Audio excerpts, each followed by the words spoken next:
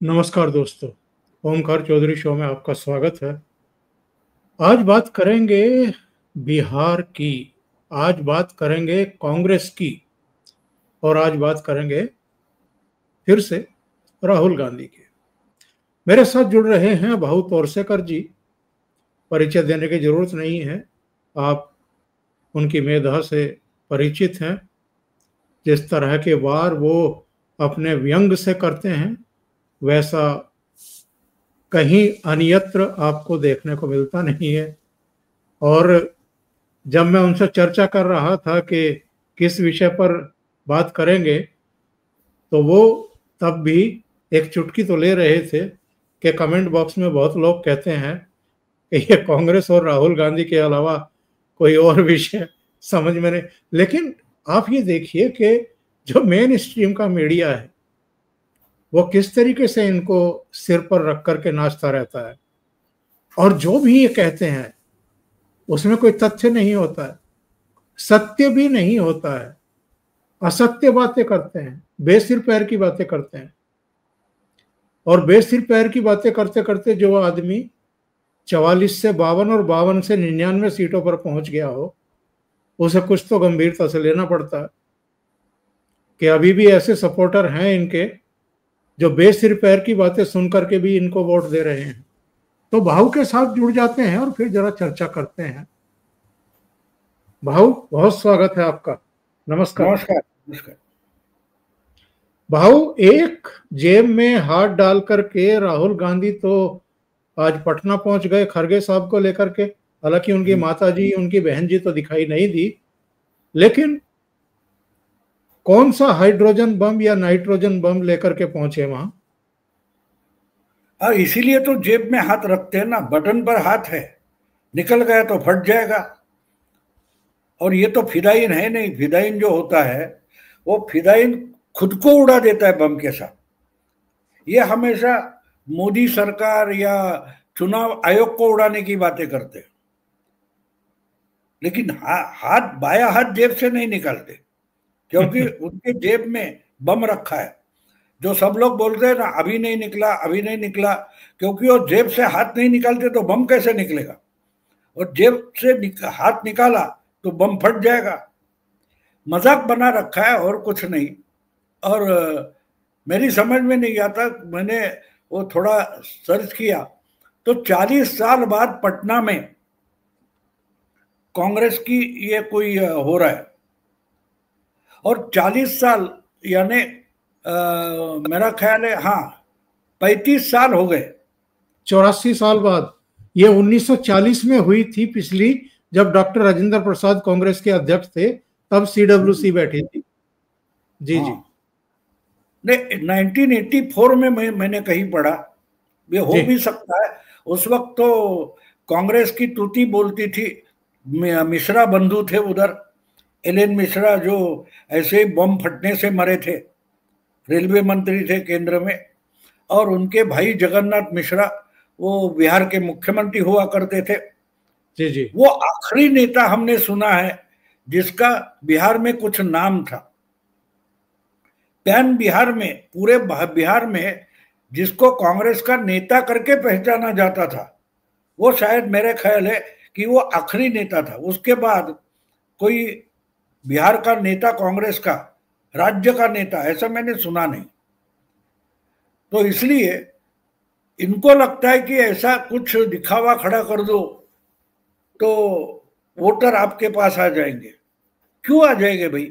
आप क्या देने वाले हो? आप क्या करने वाले हो? और अगर करना चाहते हो तो जिस पार्टी को लेकर आए हो, वो पार्टी तो 40 साल से बिहार में कम से कम सत्ता में थी, लेकिन आपने कुछ किया नहीं, ना आपकी पार्टी ने कुछ किया। फिर लालू के समय में भी आपके एक दो मंत्री तो हुआ करते थे, उस वक्त आपने क्या किया? बात ये ना कि ये होगा तो वो होगा। वो क्या होता है देखो, पीएमसी बैंक मुंबई में डूब गई, आपको मालूम है। सहारा स्कैंडल तो आपको मालूम है कि आज आप रखो, 4 साल में आपके पैसे 10 गुना हो जाएंगे। लेकिन आज कैश रखो, 10 साल के बाद, 5 साल के बाद ना आप रहोगे ना मैं रहूंगा, क्या पता है क्या होने वाला है मेरे पैसे का। इस तरीके का आश्वासन देना। अब आप पीछे जाइए, पिछले पिछले चुनाव में खटाखट खटाखट खटाखट आपके खाते में पैसे आने वाले थे, वो कहां गए? बाकी बातें छोड़ दो, कम से कम कर्नाटक में, तेलंगाना में और हिमाचल में आपकी सरकार है, वहां तो दिखा दो कुछ करिश्मा। ये 72 नहीं 22,000 रुपए डालो लोगों के खाते में, आपने कुछ नहीं डाला। तो बात ये है ना कि लोग भूलते नहीं है ना, लोग भूलते नहीं है, ये खुद भूल जाते कि इन्होंने क्या आश्वासन दिया है और नया आश्वासन लेकर आते। तो जो कुछ वहां प्रस्ताव वगैरह पारित हो गए, तो लोग परिवर्तन क्यों करेंगे? परिवर्तन लोगों को चाहिए, बिल्कुल चाहिए। मैं भी चाहता हूं कि देश में मोदी सरकार है वो बदले, लेकिन बदलने का मतलब ये होता है कि इससे भी अच्छा और कुछ मिलने वाला है। हमारे घर में कोई टीवी होगा, रेडियो होगा, या वॉशिंग मशीन होगा, स्कूटर होगी, वो हम बदलने का विचार सोचते हैं ना। भाई 4-5 साल हो गए, ये गाड़ी पुरानी हो गई, ये टीवी पुराना हो गया, अब नया लाना है। तो जो नया लाना है उसके लिए पैसे लगते हैं, और दूसरी बात, उसमें कुछ तो नया भी होना चाहिए ना, प्रोविजन। उसमें अगर वो नई कोई प्रोविजन नहीं है तो मैं बदलूंगा क्यों? या बीजेपी की जो सरकार है उससे बदलकर क्या लाने वाले हैं? तो मैंने, आपने जो भेजा था मैंने देखा कि क्या क्या प्रस्ताव है। तो एक प्रस्ताव है कि 50% से ज्यादा आरक्षण। अब आरक्षण बोलोगे तो वो जरांगे मामला आ जाता है कि महाराष्ट्र विधानसभा में 3-3 बार प्रस्ताव पारित हुआ है, उसके बावजूद अगर मराठाओं को आरक्षण नहीं मिल रहा है, रिजर्वेशन नहीं मिल रहा है, तो ये कहां से देंगे? तो उन्होंने उसको ये किया है कि हाँ, तो पारित करेंगे और सेंट्रल गवर्नमेंट के पास भेजेंगे, उसको 9th शेड्यूल में डालो। अब 9th शेड्यूल की, यानी जो 9वां परिशिष्ट है, उसमें क्या बात है इनको पता नहीं है। अब सुप्रीम कोर्ट में 9th शेड्यूल की भी चर्चा हो चुकी है, 18 साल पहले हुई है, 2007 मुझे याद है, क्योंकि उस वक्त मैं अमेरिका में था। 2006 और 7 में मैं अमेरिका में था और पोर्टल पर, वेबसाइट पर यहाँ की खबरें देखता था।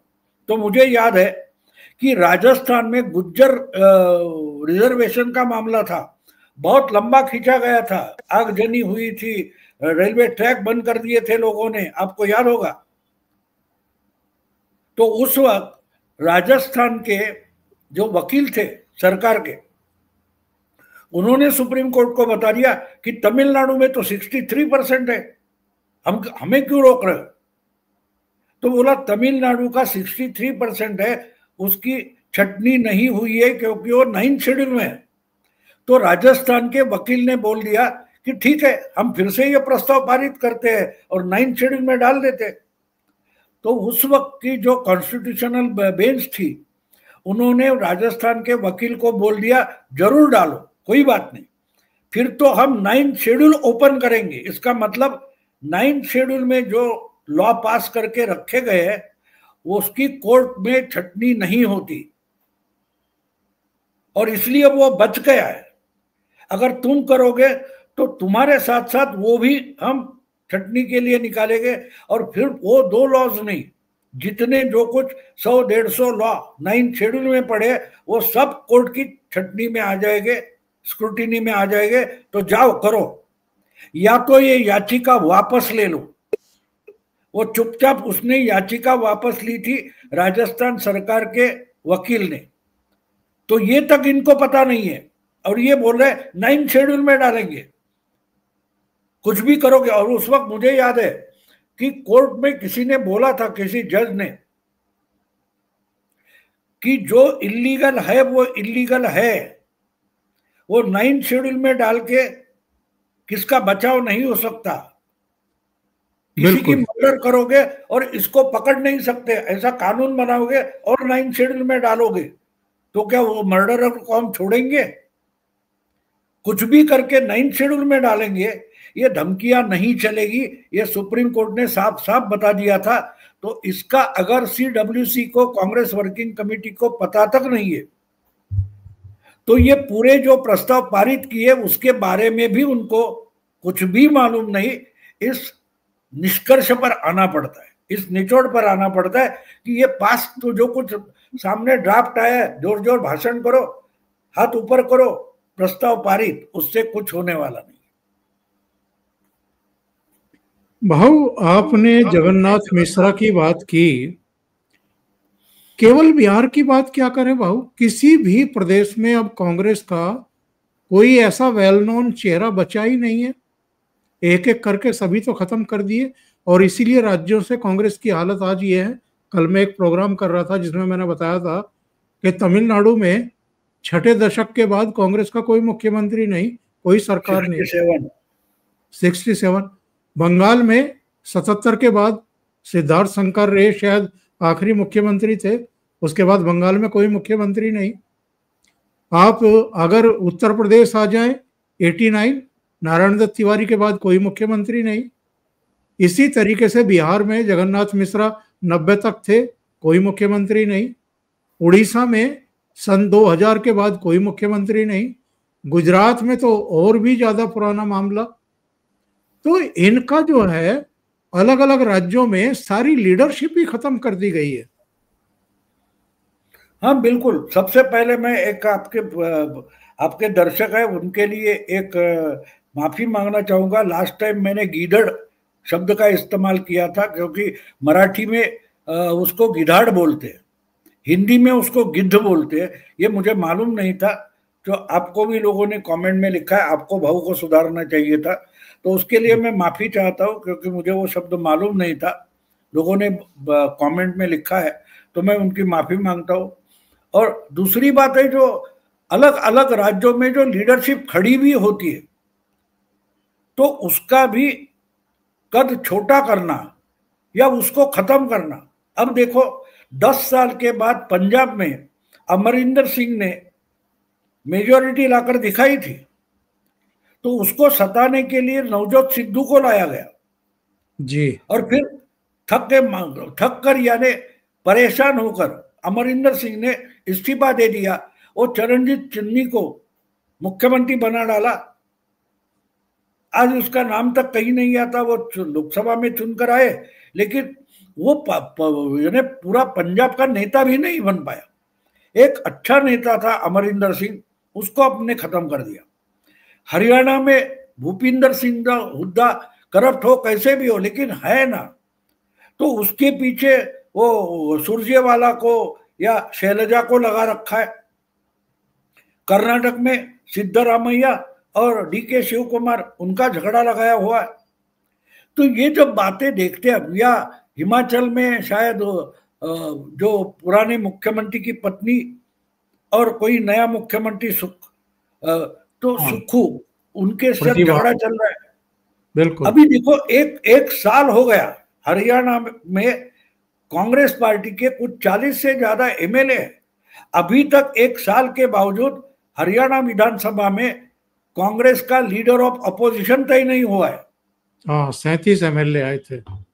हाँ, जो कुछ है, लेकिन है ना। अब तो इमीडिएटली लोकसभा के बाद हो गए, तो वहां क्यों नहीं है? किसने रोक रखा है? MLA को बोलो तुम अपना अपना चुन लो, काम खत्म। नहीं, हम बताएंगे, और आप कभी बताएंगे? विधानसभा विसर्जित हो जाएगी, अगले चुनाव के बाद बताएंगे। तो ये जो तरीका है ना, कि राहुल गांधी के लिए कांग्रेस पार्टी 140 साल पुरानी पार्टी है, एक मजाक बन गया, खिलौना बन गया। अब वोट चोरी का खिलौना चल रहा था, अब वोट चोरी के बाद अचानक जैन जी नाम का खिलौना मिल गया, तो जैन जी रास्ते पर आ जाओ। अब जैन जी क्या, इनको पता नहीं। हाँ, लेकिन वहां का प्राइम मिनिस्टर हटाया गया, बांग्लादेश का हटाया गया, तख्ता पलट हो गया, फिलीपींस में हो गया। लेकिन क्यों हुआ भाई? उसके खिलाफ लोगों की तकरार क्या थी, कंप्लेंट क्या थी, लोगों का गुस्सा किस पर था? तो वहां के जो राहुल गांधी है, उन पर गुस्सा था, बिल्कुल। वहां के मोदी पर गुस्सा नहीं था लोगों का, वहां की बीजेपी उस पर गुस्सा नहीं था। एक ही घर से, एक ही परिवार से जब राजनेता बनते उस पर गुस्सा था। वो गोटाबाया राजपक्षे श्रीलंका का, उसके खिलाफ गुस्सा था ना, उसको भगा दिया था ना। तो वही क्या प्रेसिडेंट बनेगा, उसका भाई प्राइम मिनिस्टर बनेगा, ये जो मामला था उसके खिलाफ लोग गुस्सा होकर रास्ते पर उतरे थे। और दूसरी बात ये थी कि लोगों की हालत इतनी बुरी हो गई थी कि जिंदा रहना मुश्किल है, खाने की पीने के हालत हो गई बुरी, जो आहिस्ते आहिस्ते पाकिस्तान उसी तरफ दौड़ रहा है। पाकिस्तान अब पाकिस्तान को अपने ही खैबर पख्तूनख्वा में अपने ही गांव पर सॉरी अपने ही गांव पर एयर स्ट्राइक करना पड़ रहा है। यहां सोशल मीडिया बंद कर दिया था नेपाल में, यहां तो बमबारी चल रही है। तो ऐसी कोई बात क्या भारत में कहीं भी हमको दिखाई दे रही है? बिल्कुल नहीं है, बिल्कुल नहीं है। आपकी मां ने अन्न सुरक्षा कानून पारित किया था, इंप्लीमेंट किसने किया? 2012-13 में आपने अन्न सुरक्षा कानून पारित किया था, 2019 के बाद मोदी ने वो इंप्लीमेंट किया। जिनके पास पैसा नहीं है, कोरोना में घर में कमाई नहीं हो रही है, तो 5 साल फ्री राशन दिया लोगों को, और उसके खिलाफ लोग उठेंगे। और जब जेएनजी हुआ था तो जेएनजी आपके दरवाजे पर आए थे, उसको 13 साल हो गए, 2012। निर्भया कांड याद करो, बिल्कुल। निर्भया कांड के वक्त कांग्रेस की ही स्टूडेंट विंग के लोग राहुल गांधी के घर पर गए थे, उनको पुलिस ने पीट पीट कर भगाया था। तो किस जेएनजी की बात कर रहे हैं? इनको जेएनजी पता है क्या है? वो भी पता नहीं, बस एक शब्द मिल गया, चलो इसका इस्तेमाल करो। वो देखो वहां हो रहा है, तुम्हारे यहां आएगा तुमको मारेगा, अरे हमको क्यों मारेगा? पहले 10 जनपद जाएगा, फिर आपके घर में आएगा, फिर बारामती जाएगा, क्योंकि ये परिवारवाद के खिलाफ का गुस्सा है। तो फिलीपाइंस हो, श्रीलंका हो या नेपाल हो, हर जगह नेपो किड्स ऐसा माना जाता है। नेपो किड्स यानी जो राजनेता है, बड़े बड़े अफसर है, उनके ही बच्चे चयन करेंगे और हम भूखे मरेंगे, ये जनता को मंजूर नहीं है। और वो जनता भूखी ना मरे उसकी चिंता करने वाला है, उसको लोग पीटेंगे। ये कल्पना कितनी अजीब है, आप सोचो। बिल्कुल। जो खिला रहा है उसको मारेंगे, ये कहां से दिमाग में आता है, मेरी समझ में नहीं आता। और भाव हम भारतीय जनता पार्टी में जब स्ट्रक्चर देखते हैं, एक हायरार्की देखते हैं, तो हमें पता चलता है कि एक्चुअल में ये जो वोट चोरी करके शोर मचाते रहते हैं, भारतीय जनता पार्टी लोगों के दिल कैसे जीतती है या उनका विश्वास कैसे जीतती है, उनको कन्विंस कैसे करती है, और जो डिलीवरी है, जो चेंजेस हैं भारत में, वो तो अब सबको दिखाई दे रहे हैं। जिनके आंखें ना होंगी उनको भी दिखाई दे रहे, दुनिया को दिखाई दे रहे। जैन जी को दिखाई दे रहे ना, जैन जी को दिखाई, दिल्ली यूनिवर्सिटी, रोहित वेमुला की हैदराबाद सेंट्रल यूनिवर्सिटी, तीनों जगह बीजेपी के एबीवीपी जो छात्र संगठन है, उसने जो चुनाव जीते हैं बैलेट पेपर पर जीते हैं, ना कि ईवीएम पर जीते हैं। तो एक एक बात से कितने मुद्दे मारे गए देखो। वोट चोरी का मारा गया, ईवीएम का मारा गया, बैलेट पेपर का मारा गया। आपको लोग नहीं, मैं एक मजेदार आपको कहानी बोलूंगा, मैंने कहीं सुनी एक वीडियो पर, मुझे पसंद आई। वो जो फिल्में थी बाजीगर वगैरह, एक तरफा प्यार की, ये ऐसे है, इनकी हालत उस फिल्म के शाहरुख खान जैसी हो गई है। मैं उसको चाहता हूं तो उसको मुझे चाहना ही पड़ेगा। अगर नहीं चाहते तो दुनिया भर जाके क्या यूएनओ में जाएंगे और बोलेंगे नहीं नहीं नहीं नहीं, वो कश्मीर तो हमसे प्यार करता है। और कश्मीर चिल्ला चिल्ला कर बोल रहा है, वो लड़की चिल्ला चिल्ला कर बोल रही है कि मैं अपने हस्बैंड के साथ खुश हूं, तो बोलते नहीं नहीं इसको जबरदस्ती रखा है। तुम जाओगे उस प्लेटफॉर्म पर जाकर, अगर वो लड़की बार बार बोल रही है कि मैं अपने हस्बैंड के साथ खुश हूं, तो ये बोलते नहीं वो खुश नहीं है, उसको मुझसे प्यार करना चाहिए, मेरे घर आना चाहिए। ये अजीब बात हो गई। अब कौन सा, अगर यूनो या और कोई या सुप्रीम कोर्ट हो तो बोले सुप्रीम कोर्ट गलत है। क्यों गलत है? क्योंकि वो लड़की की बात सुनती है, मेरी बात नहीं सुनती। और लड़की तो अपने हस्बैंड के साथ खुश है। जनता इस प्रधानमंत्री से खुश है, उसका रेटिंग देखो तो बोलते रेटिंग गलत है। तो ये जो ऐसा मजाक जो मैंने कहीं कहानी सुनी तो मुझे पसंद नहीं। मुझे लगा कि ये तो तकरार करने वाला मजनू है, वो राहुल गांधी है। लड़की मुझसे प्यार करे ना करे, मैं उससे करता हूं, उसका मतलब ही उसको मुझसे प्यार करना चाहिए। अब जेनजी बोल रहे हो, अरे ये सब लड़के जो है कॉलेज यूनिवर्सिटी के, उन्होंने लगातार, उससे पहले मुझे लगता है पटना यूनिवर्सिटी में भी एबीवीपी जीत गई है। पटना में, पंजाब में।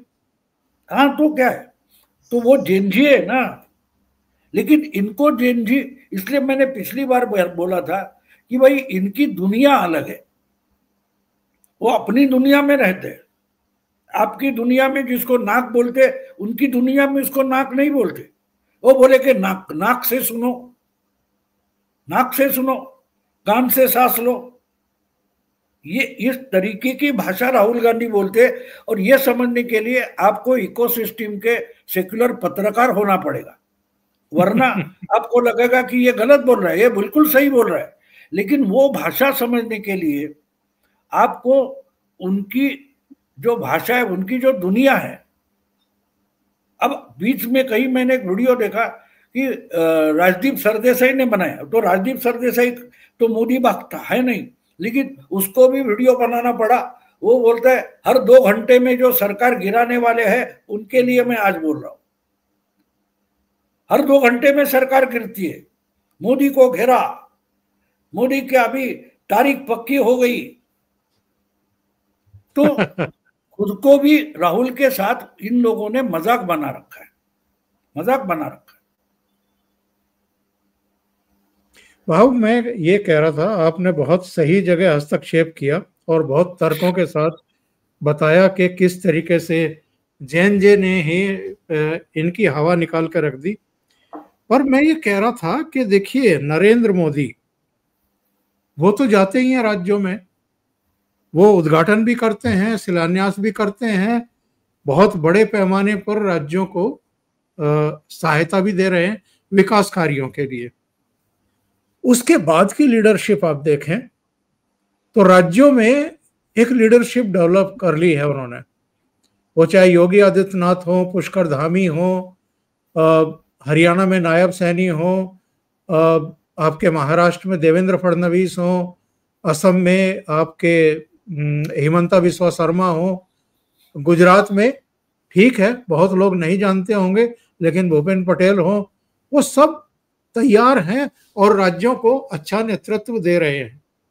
और जब चुनाव आते हैं तो प्रदेश की लीडरशिप भी जुटती है, नेशनल लेवल की जितने पदाधिकारी हैं वो भी जाते हैं, प्रधानमंत्री भी जाते हैं। कांग्रेस में कौन है? कांग्रेस में क्या कोई सेकंड नंबर की कोई लीडरशिप है जो जाकर के चीजों को संभाले, डिजाइन करे, नीतियां बनाए, कार्यक्रम बनाए और उसको जमीन पर उतारने की कोशिश करे? या अलग राज्य के भी अलग अलग हिस्सों में कौन कौन सी चुनौतियां हैं जिनको एड्रेस करना है या कौन कौन से मुद्दे हैं उनकी पहचान करना है? ये तो हर जगह या तो अडानी को चलाएंगे या वोट चोरी को चलाएंगे या जैन जी को चलाएंगे, राफेल को चलाएंगे, चौकीदार चोर चलाएंगे। इसके अलावा राज्यों के मुद्दों से इनको कोई मतलब ही नहीं है। यही रायता इन्होंने बिहार में भी फैलाया, और उसको बखेर करके चले आए थे। देखो, ये जाकर टावर बना देते हैं, लेकिन टावर बनाने के लिए आपके पास प्लॉट तो होना चाहिए ना, जमीन कहाँ है? अब आप पूछ रहे हैं मुझे कि ये टावर बनाने जाते हैं, भाई इनका फाउंडेशन कहाँ है? अरे फाउंडेशन से पहले प्लॉट होना जरूरी होता है। प्लॉट का मतलब ये होता है कि आपका केडर होना जरूरी है। जब केडर होता है तो थर्ड रैंक फोर्थ रैंक की लीडरशिप होती है, उसके आगे वो सब फाउंडेशन होता है, उससे एक एक मंजिल ऊपर जाते हैं, उसके बाद टावर बनता है। ये बोलते हैं मैं उठाकर टावर कहीं भी रख दूंगा, लेकिन प्लॉट ही नहीं है आपके पास, केडर नहीं है। अब ये प्रस्ताव पास किए, ये इंप्लीमेंट कौन करेगा? कैसे इंप्लीमेंट होगा? लोगों के पास ये कौन लेकर जाएगा? अब मैं आज एक वीडियो देख रहा था, किसी पुलिस भर्ती के लिए एक बच्ची आई थी, कॉलेज का सेकंड ईयर वगैरह कर रही है, तो उसको सवाल पूछे गए, तो वो बोली कि मुझे मेरे पिताजी ने बड़ी मेहनत करके पढ़ाया है, उनको भी पुलिस में भर्ती होना था, लेकिन इतनी बुरी हालत थी, इतनी बुरी हालत थी कि वो पूरा पढ़ाई पूरी नहीं कर पाए, इसलिए पुलिस भर्ती तक नहीं आ पाए। लेकिन नीतीश बाबू ने हमें साइकिल दे दी, उससे मैं स्कूल में जाकर पढ़ पाई। जो कुछ काम मेरे पिताजी करते उससे, और सरकार पेंशन देती है, उससे मेरी पढ़ाई पूरी हो गई है, अब मैं आ गई हूं। तो लालू के समय में इसमें कुछ हो नहीं सकता था।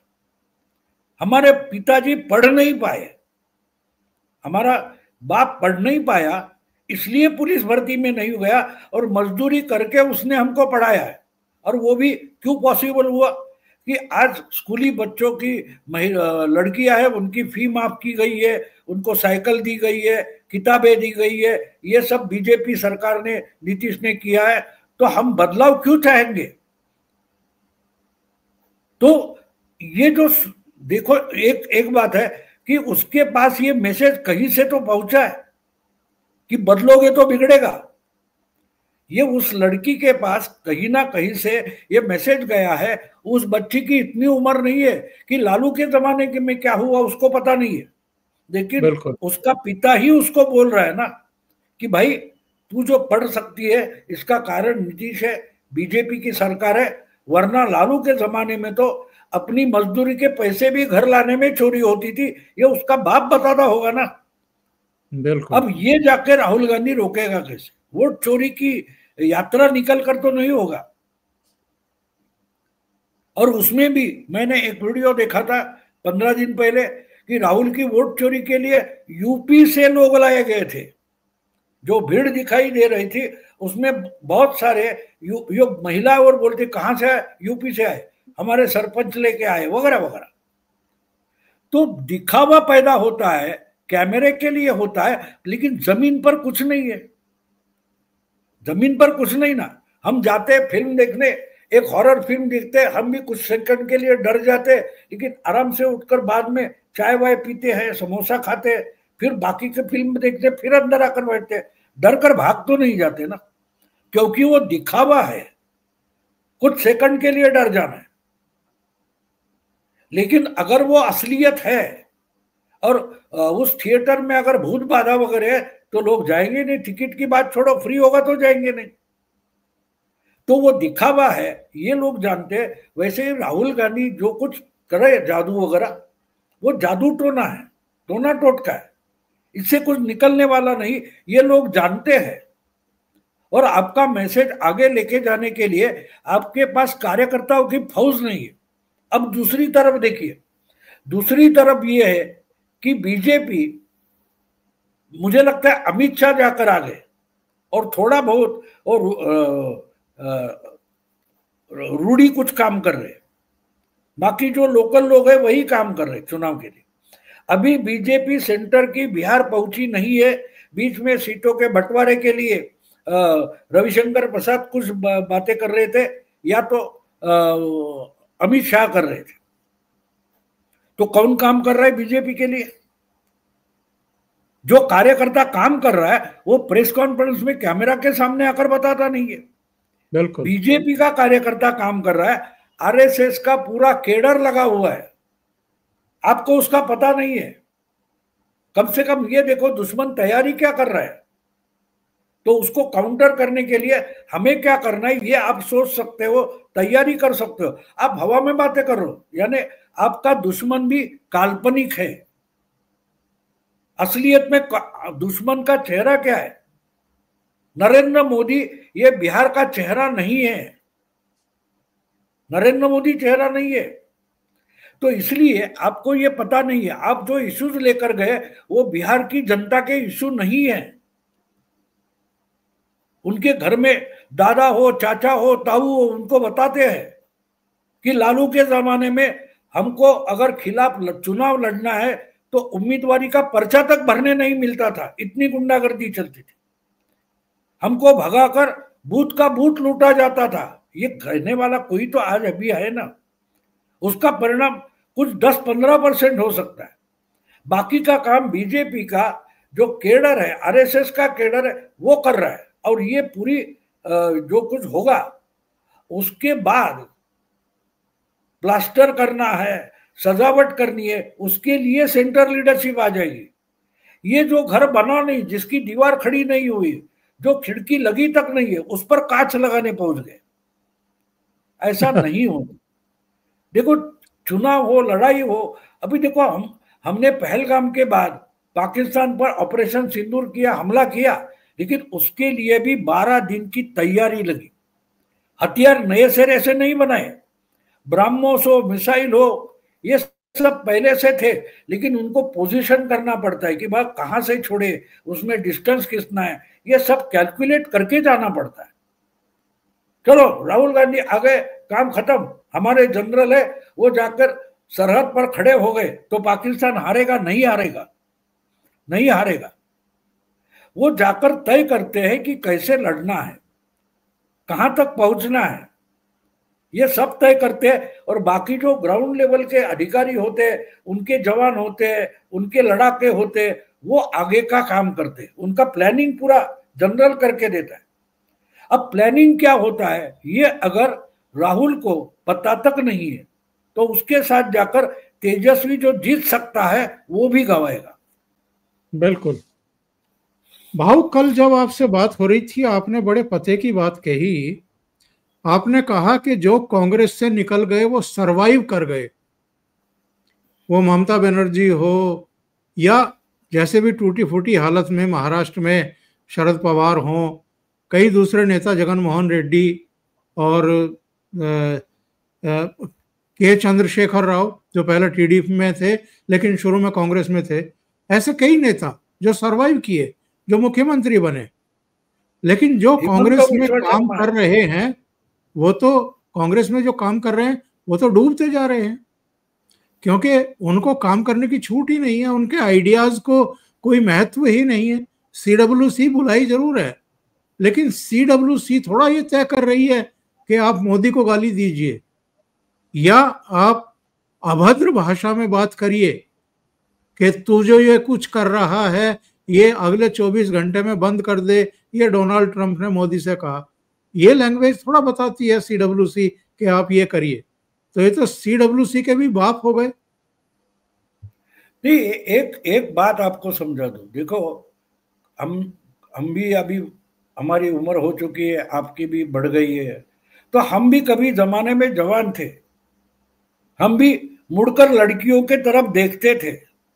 अच्छी सुंदर लड़की दिखती है तो 2-2, 3-3 बार मुड़कर हमने भी देखा है। जो चालाक लड़के होते थे वो लड़कियों को छेड़ते भी थे, लेकिन क्या वो लड़की उनके साथ निकल जाती थी? नहीं जाती थी, क्योंकि वो लड़की जो है वो अपनी जिंदगी आगे की स्टेबलाइज करना चाहती, और जो लड़का चुनेगी शायद लव मैरिज करे या अरेंज मैरिज करे, उसकी नजर कहाँ रहती है, उसका लक्ष्य क्या होता है कि मेरी जिंदगी स्टेबल होनी चाहिए। तो आप किसी को छेड़ोगे तो चार, हाँ ये बोल रहा है उस लड़की को, वो लड़की गुस्से में उसको गाली दे रही है, वो सब लोग देखते हैं, लेकिन उससे तुम हीरो नहीं बन जाते।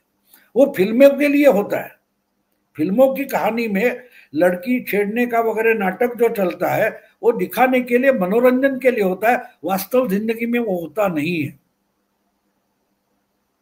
तो ये समझना चाहिए ना, ये लोगों का ध्यानाकर्षण करने के लिए सब नाटक चलाते हैं, ना कि उससे कुछ निकले, कॉन्क्रीट निकले।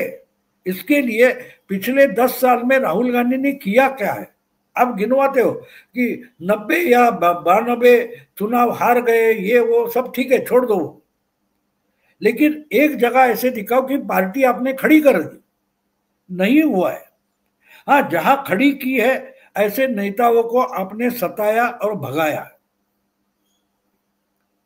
तो ऐसे पटना में जाकर आप CWC जो, तो एक काम करो, चाइना में जाकर ले लो, तो चाइना हमारा हो जाएगा। ऐसे होता है क्या? उसके लिए वहां देखो, एक बात बोल दूं आपको, नागपुर में कांग्रेस का अधिवेशन हुआ था एक समय, आजादी के पूर्व काल में नागपुर में कांग्रेस हुई थी। उस कांग्रेस की व्यवस्था देखने वाले केडर के प्रमुख थे डॉक्टर बलीराम हेडगेवार जी, जो वहां से अलग होकर उन्होंने एक संगठन बनाया, RSS। जैसे कांग्रेस सेवा दल होता था, हेडगेवार कांग्रेस सेवा दल में काम करते थे। उनकी विचार नहीं, वो अलग हो गए, उन्होंने खुद का संगठन हिंदुत्व के लिए बनाया। आज 100 साल के बाद उनका प्राइम मिनिस्टर बैठा है जो संघ का स्वयंसेवक है। आज बिहार में कांग्रेस सेवा दल का कौन है पता है आपको? या दिल्ली में कौन है आपको पता है? सेवा दल है ही नहीं। हाँ, जब झंडा 26 जनवरी हो या ऐसा कब होता है, तब वो सफेद टोपी डालकर, सफेद कपड़े पहनकर वहां आ जाते और दिखाई देते। उसके बाद सेवा दल क्या करता है पता नहीं। कांग्रेस की मीटिंग CWC वगैरह होती थी, उसकी व्यवस्था करने का काम कांग्रेस सेवा दल करता था, जिसका आजकल आप कॉन्ट्रैक्ट देते हो किसी इवेंट मैनेजमेंट को, तो उससे पार्टी बनेगी क्या? पार्टी संगठन होता है। जैसे किसी आर्मी, लश्कर, सेना होती है, पुलिस फोर्स होता है, तो पार्टी का केडर मतलब पार्टी का फोर्स होता है, जिसको अमेरिकन लैंग्वेज में फर्स्ट रिस्पॉन्डर्स बोलते हैं। कोई संकट आता है तो जो पहले दौड़कर जाता है उसको फर्स्ट रिस्पॉन्डर बोलते हैं। तो आपके पास पार्टी है, आप देश के नेता हो, पार्टी के नेता हो, सब कुछ है, लेकिन चुनाव लड़ना है तो आपके पास फर्स्ट रिस्पॉन्डर नहीं है। और इसका सबसे बड़ा सबूत सुप्रीम कोर्ट में आ गया। सुप्रीम कोर्ट ने इनको बोला था कि आप वोट चोरी, नाम काटे वगैरह बोल रहे हो, 15 लोग लेकर आ जाओ, सिर्फ 15 लोग कि जिनका वोटर लिस्ट में नाम था और काटा गया है। ये 15 वोटर नहीं दिखा पाए। क्यों नहीं दिखा पाए? क्योंकि बूथ लेवल पर जिनके नाम काटे गए वो ढूंढने के लिए बूथ लेवल का कोई चाहिए, रिसर्च ऑर्गेनाइजेशन से ये काम नहीं होगा। तो वही पता चलता है हमको कि हाँ, ये भी वोट चोरी मामला हो गया, मोर्चा हो गया, यात्रा। बिल्कुल उसी ढंग से लोगों को मनोरंजन करने के लिए, दिखावे के लिए कांग्रेस वर्किंग कमेटी की मीटिंग पटना में ले ली। तेजस्वी को डराना है, लालू को चुप कराना है कि जब हम पार्टी की इधर मीटिंग ले रहे हैं, उसका मतलब हम तो 50, 60, 70 सीटों पर मानने वाले नहीं है। अगर गठबंधन करना है तो 90 से 100 सीटें दे दो। ये दादागिरी करने के लिए ये दिखावा किया है कि देखो मैं तुमसे बड़ा दादा हूं, मैं खेल बिगाड़ूंगा। उससे ज्यादा कुछ नहीं है। भाऊ, पिछले दिनों उन्होंने कह दिया कि लोकतंत्र बचाना मेरी जिम्मेदारी नहीं है। ठीक है, नहीं वैसे, है, दूसरी कौन? वैसे आप मुझे एक जवाब दीजिए, प्रजातंत्र बचाना राहुल की जिम्मेदारी बिल्कुल नहीं है, लेकिन और कौन सी जिम्मेदारी है? ये तो बताओ ना, आपकी क्या जिम्मेदारी नहीं है? ये लिस्ट हमारे पास तैयार है, आपके पास है, मेरे पास है, और अभिषेक के पास, और बहुत सारे लोगों के पास है।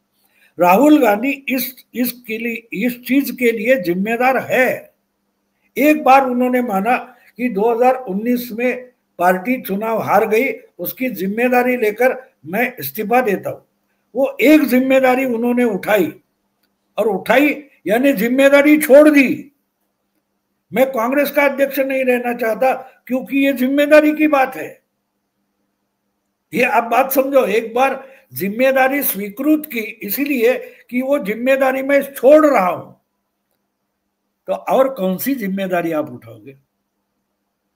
आप कौन सी, आप अपना वंश बढ़ाने की भी जिम्मेदारी नहीं उठा रहे हो, बाकी की बात छोड़ो। अपने पिता और अपने दादा के वंश को बढ़ाने की जिम्मेदारी तो पार करते हैं, वो भी नहीं किए।